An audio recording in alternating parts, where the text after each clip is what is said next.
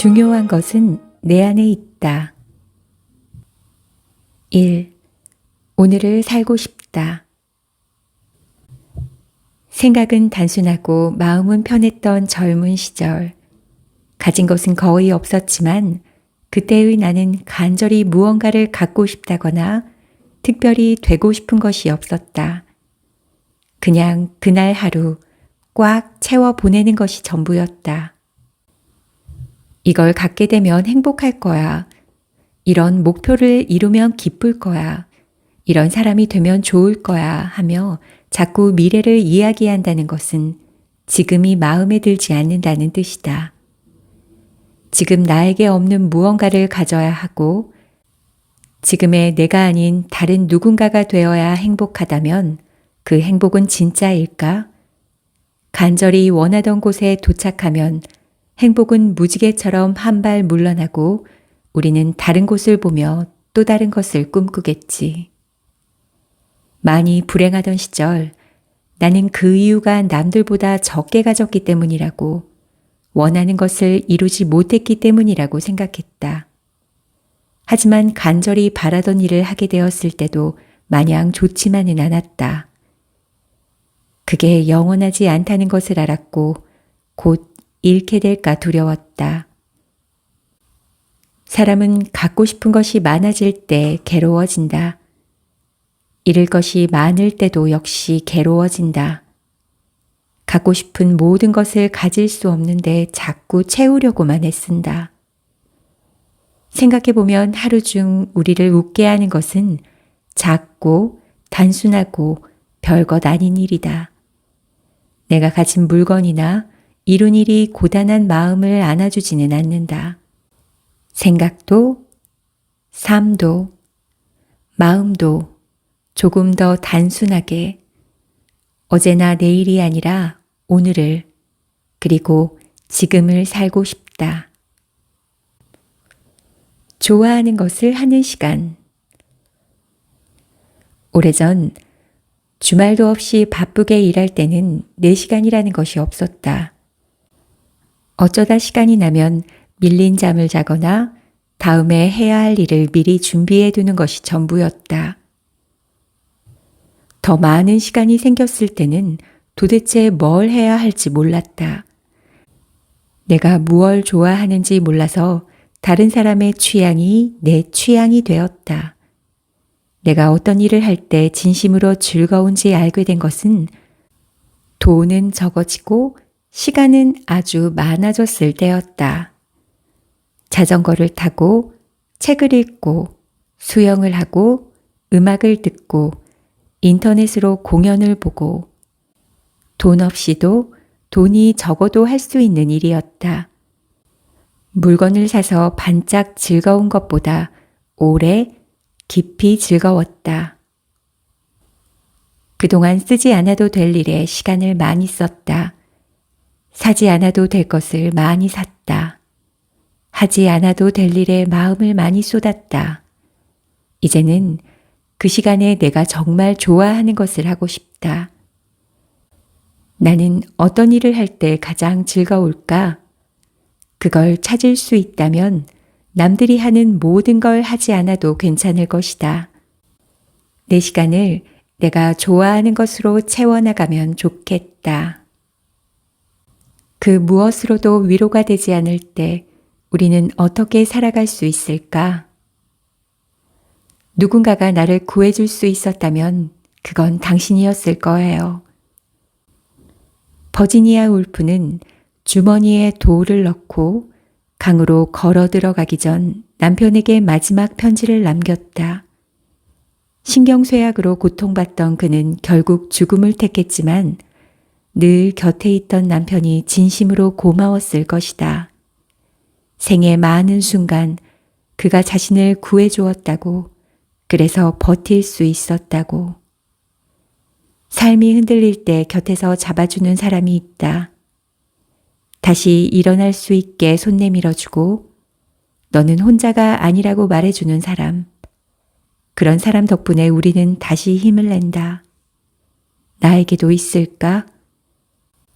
누군가 나를 구해줄 수 있다면 그건 바로 당신일 거야 라고 말해주는 사람이.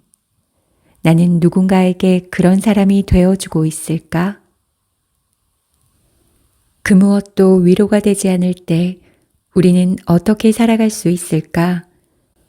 지금 우리를 살아가게 하는 것이 모두 사라졌을 때 무엇이 우리를 계속 살아가게 할까? 그건 어려운 문제이고 나 역시 아직 찾지 못했다.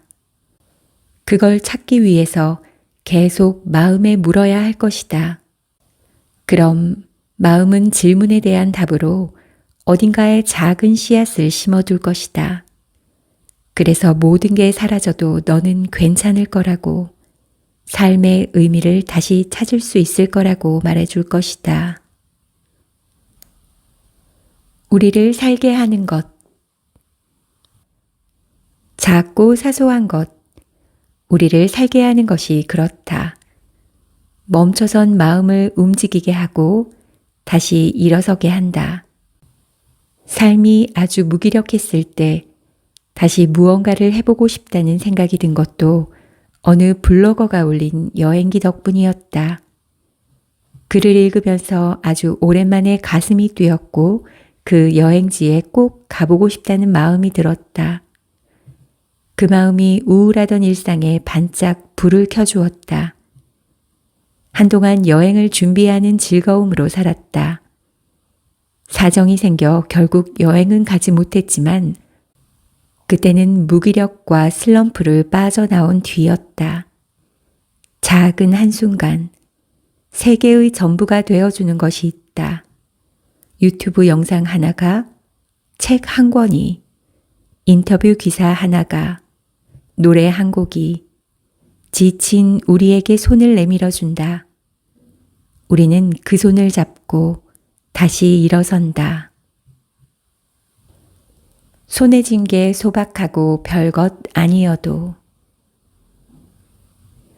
힘든 시절도 지나면 추억이 된다는 말은 더 이상 힘들지 않은 사람만 할 수 있는 이야기다. 죽으림을 다해서 지금을 견디고 있는 사람은 그 끝이 보이지 않는다. 잘 되고 나서 모든 건 견딜만 했어 라며 인생에 선심 쓰듯이 말하는 것은 언제나 쉽다. 어려운 건 반짝반짝 빛나는 성공 후기가 아니라 실패의 과정 중에도 이 정도면 괜찮아 라고 말하는 것이었다. 무언가를 갖고서 너그러워지는 것은 어렵지 않다. 하지만 나는 많은 것을 갖고 있어서 넉넉하고 여유로운 마음으로 인생은 살만한 거야 라고 말하는 사람이 아니라 소박하고 별것 아닌 것을 손에 쥐고도 그렇게 말하는 사람이 되면 좋겠다고 생각했다. 특별할 것 없는 인생이지만 지나온 길이 다 추억이었다고. 인생은 꽤나 괜찮은 것이라고. 그렇게 말할 수 있는 마음이 단단한 사람으로 살면 좋겠다고. 욕망으로 삶이 무너지지 않기 위해서. 요즘 시대의 음식은 하나의 종교가 되었다.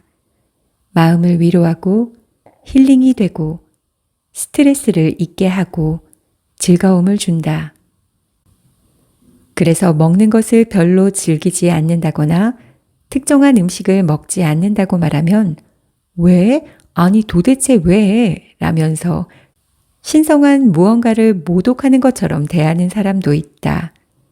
내가 어떤 것을 욕망한다고 해서 다른 사람도 그것을 똑같이 욕망해야 할까? 내가 어떤 것에 즐거움을 느낀다고 해서 다른 사람도 똑같은 즐거움을 느껴야 할까? 나는 단순하고 소박하게 먹는 것이 좋아졌다. 자연스럽게 음식의 욕망에서 멀어졌고 삶의 욕망도 그만큼 가벼워졌다. 인생의 어느 한 부분은 그런 곳이 있어도 좋지 않을까? 나를 가볍게 만드는 부분. 다른 사람과 달라도 되는 부분. 내가 나를 믿고 내 방향으로 가도 괜찮은 부분. 욕망으로 삶이 무거워지지 않기 위해서. 돈을 많이 벌 때 나는 나에게 좋은 것을 주고 있다고 생각했다. 하지만 아니었다. 맛있는 음식이나 비싼 물건은 내게 진정으로 좋은 것이 아니었다. 내가 주고 싶은 것은 여유다. 나를 생각하고 가족을 생각할 시간의 여유, 남을 부러워하지 않고 내가 작아지지 않는 마음의 여유, 앞으로도 나에게 좋은 것을 주고 싶다. 살면서 내가 잃어버린 것, 어쩌면 잃어버린 줄도 모른 채 사는 것, 내 안에도 있을 것이다. 동그랗게 모여서 작은 마을 하나를 이루고 있을 것이다. 한때는 내 안에 있는 줄도 모르고 밖으로만 헤매고 다녔다. 다른 사람들을 곁눈질하고 부러워하고 의기소침해하면서 자책이 빵 부스러기처럼 우수수 떨어지곤 하던 그 시절, 우울은 발밑에 흩어진 자책을 먹고 비둘기처럼 살이 포동포동 올랐다. 정말로 중요한 것은 밖이 아니라 내 안에 있었다.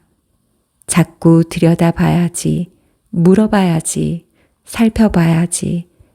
어디 잘못 고친 마음은 없는지, 잃어버리고 사는 마음은 없는지, 잘 살고 있는 건지.